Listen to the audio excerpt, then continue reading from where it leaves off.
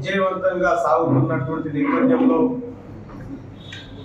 India కూటమిలో అలజడులు సృష్టించాలని, India కూటమిని భయపెట్టే కార్యక్రమాలు చేయాలని ఎప్పట్లాగే భారతీయ జనతా పార్టీ అధికారంలోని ఎన్డీఏ ప్రభుత్వం భావిస్తూ ఉంది. న్యాయయాత్ర పైన జరిగినటువంటి దాడిని తీవ్రంగా ఖండిస్తా ఉన్నాం. రాహుల్ గాంధీ చేస్తున్నటువంటి యాత్ర దేశంలో అణగారిన వర్గాల హక్కుల కోసం వారికి న్యాయం అందే విధంగా చేస్తున్నటువంటి యాత్ర ఇది. ఈ యాత్రని భారతీయ జనతా పార్టీ అడ్డుకోవాలని, ఆయనని దేశంలో తిరగనీయవద్దని అనేక రకాలుగా కుట్రలు కుతంత్రాలు చేస్తూ ఉంది. ఇదంతా దేశ ప్రజలు గమనిస్తూ ఉన్నారు. నరేంద్ర మోడీ ప్రజలు ఎవరో మాకు అర్థం కాదు, కానీ రాహుల్ గాంధీ గారు ఈ దేశ ప్రజలను నమ్ముకున్నాడు.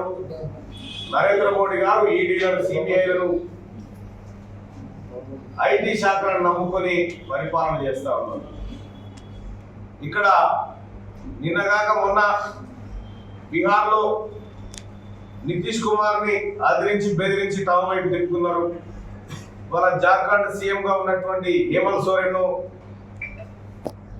ఈడీ నోటీసుల ఎరగా చూపించాలని అరెస్ట్ చేసినటువంటి పరిస్థితి. దేశంలో అప్రజాస్వామికమైనటువంటి పరిపాలన నరేంద్ర మోడీ గారు చేయిస్తా ఉన్నారు. మేము ఒకటే అడుగుతా ఉన్నాం, ఎన్ఫోర్స్మెంట్ డైరెక్టరేట్ కి ఇండియా పక్ష కూటమిలు కనిపిస్తాయి తప్ప కేసీఆర్ ఎందుకు కనిపిస్తలేడు? తెలంగాణ రాష్ట్రంలో అనేక లక్షల కోట్ల సంపద కొల్లగొట్టిన చంద్రశేఖరరావు గారి కుటుంబం పైన ఇప్పటికే అనేక ఫిర్యాదులు ఎన్ఫోర్స్మెంట్ డైరెక్టర్ దగ్గర ఉన్నాయి, సిబిఐ దగ్గర ఉన్నాయి.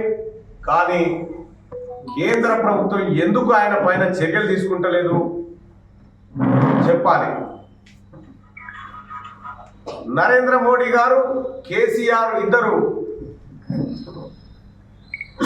చీకట్లో ఒకే గొంగడి కప్పుకొని మాట్లాడుకునేటువంటి వ్యక్తులని ఇప్పటికే తెలంగాణ సమాజానికి, దేశ ప్రజలకు కూడా అర్థమైంది.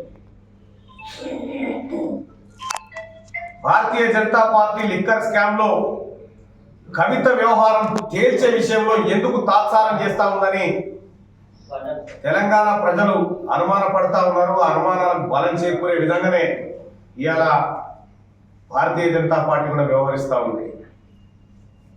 అంటే మీకు చీకటి దోస్తులకు ఒక న్యాయం, ప్రజాస్వామ్యయుతంగా మీకు వ్యతిరేకంగా పోరాడేటువంటి పార్టీలకు మరో న్యాయం అనే విధంగా భారతదేశంలో ప్రస్తుత పరిణామాలు ఉన్నాయి.